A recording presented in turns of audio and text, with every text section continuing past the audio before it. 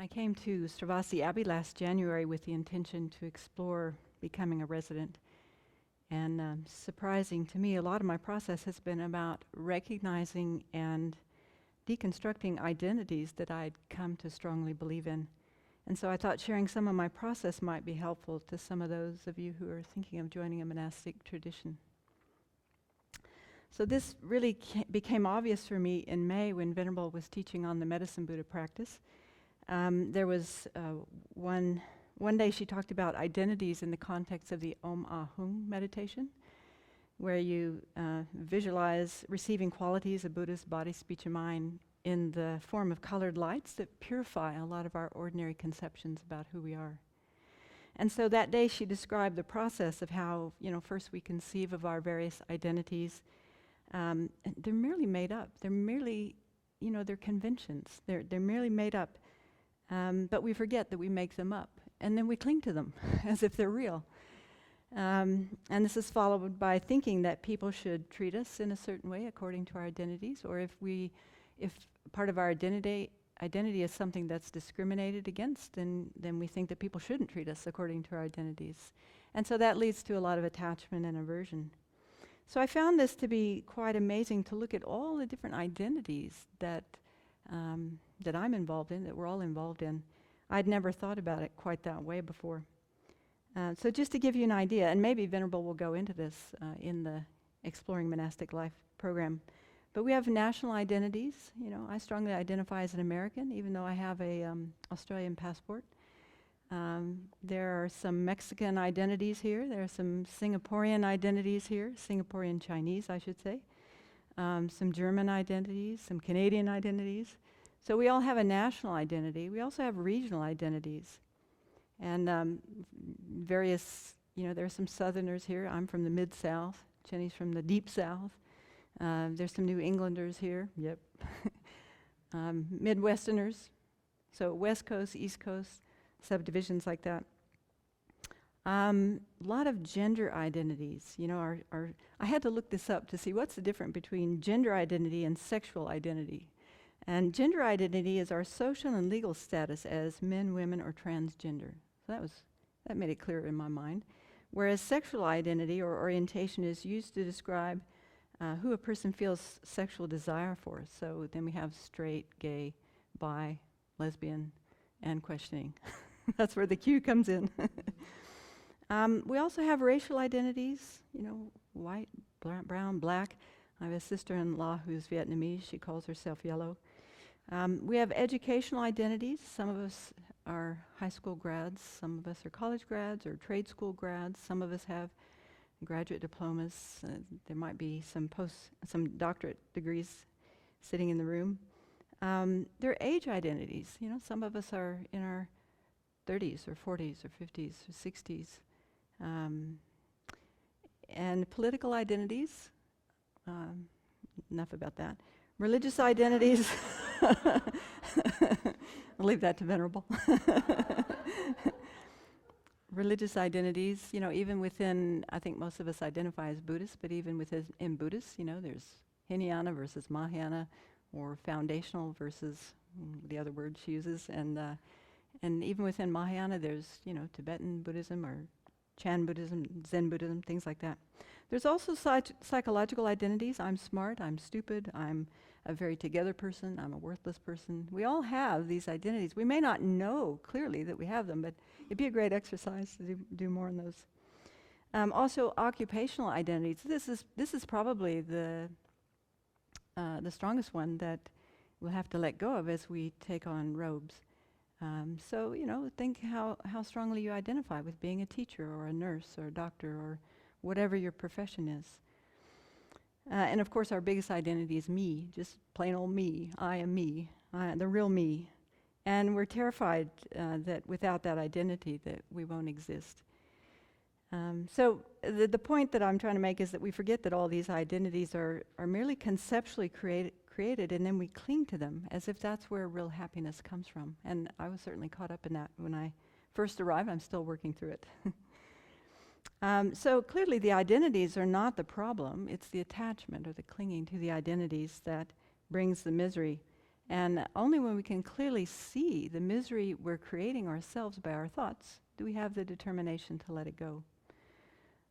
So in the discussion group following Venerable's talk on identities, then we were instructed to identify 2 of the identities that we strongly cling to. And so the 2 that came to my mind immediately were I am a Dharma teacher and I'm smart.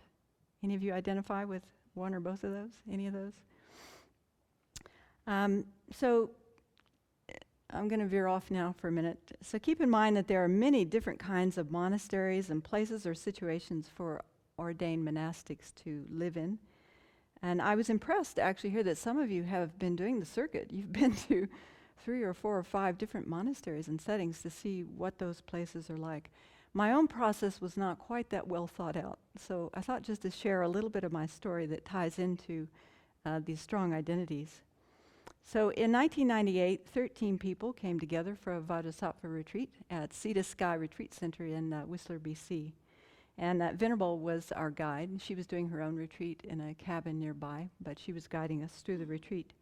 And it was a powerful retreat for all of us. And it was about 6 months after that retreat finished that these thoughts started coming up in my mind. I have to ordain. I need to ordain. They didn't just come up, they intruded. They demanded attention.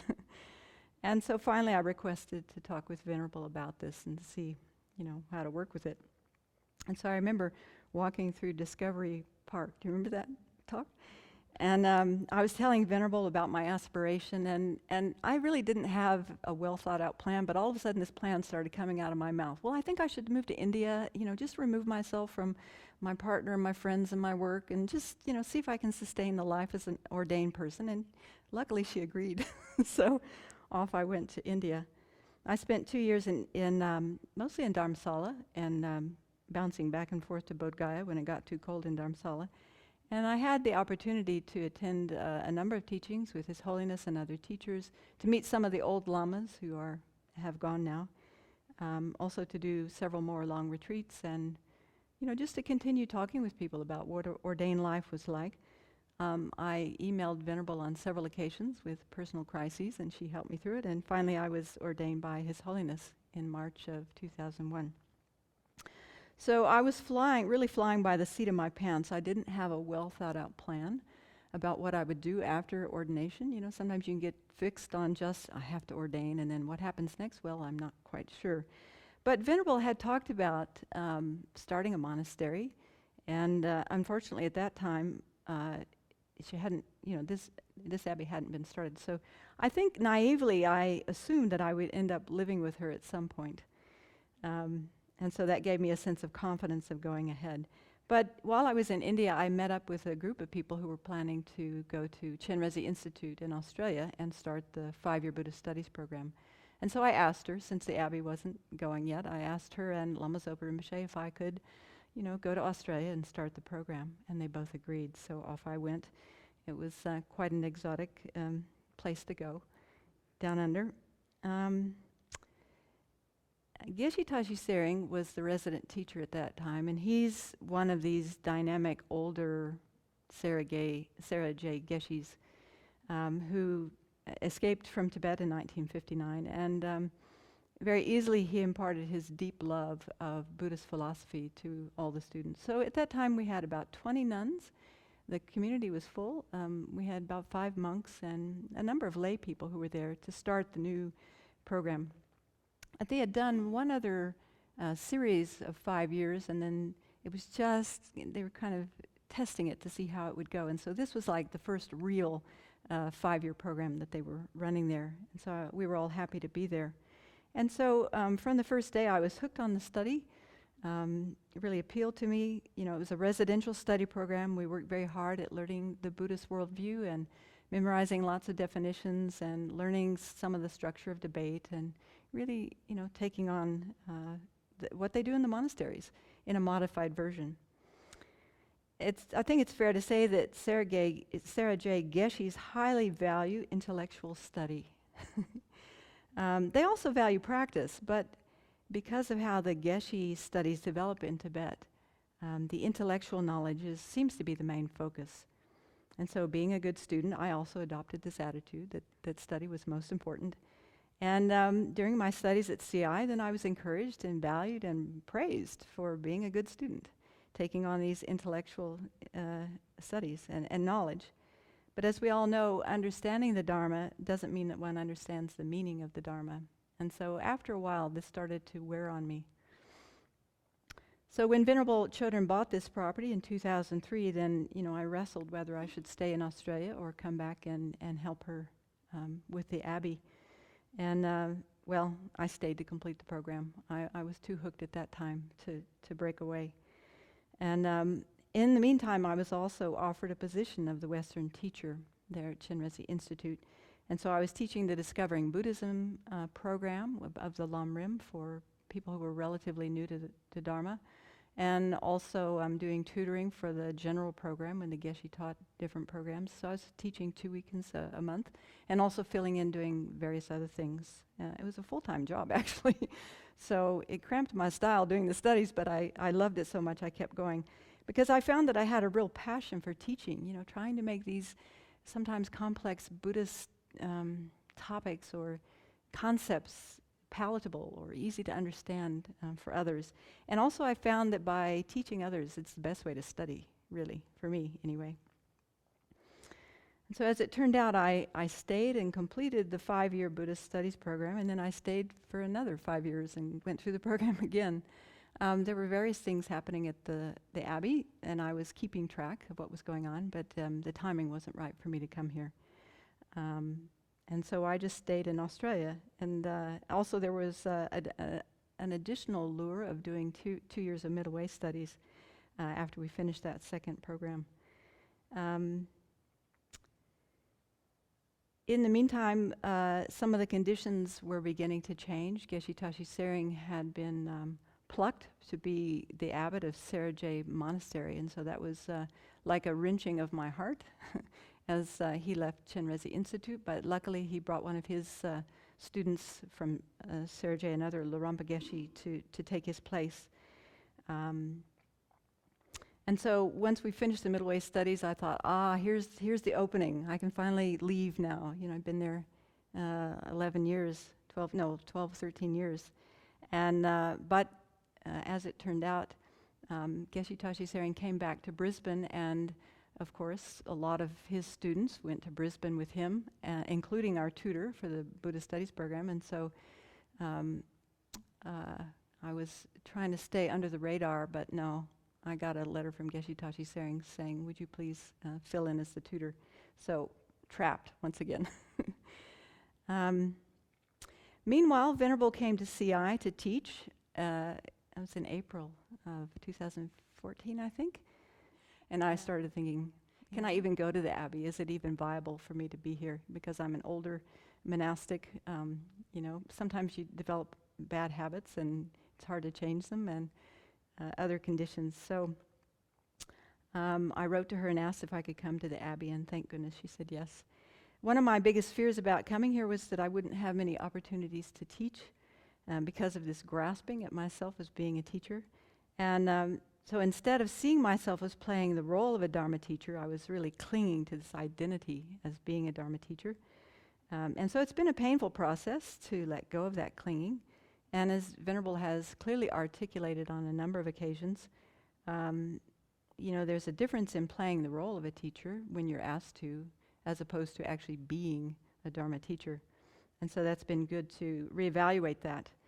And I have found that I'm actually a whole person, even though I don't now identify as being so strongly a Dharma teacher.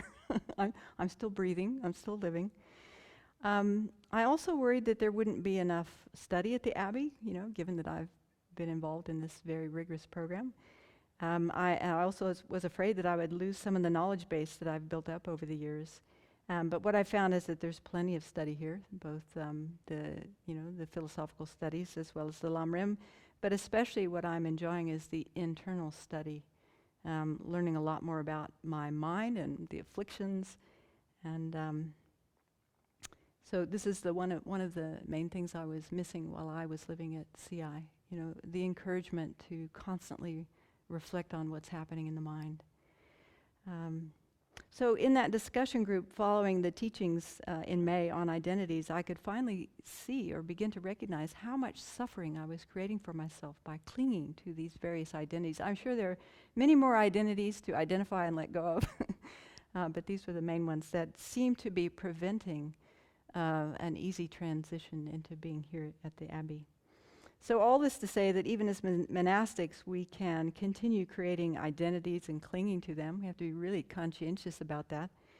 And what I love about the Abbey is the constant focus on monastic life, on kindness, on humility, on seeing the mind and its crazy antics, and seeing reality as it is. And I love the invitation for transparency, although the conversation about lying the other day was quite uncomfortable.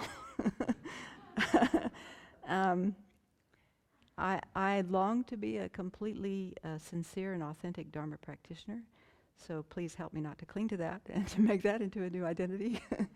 And it seems to be really true, as they say, that to find ourselves, we really have to lose ourselves.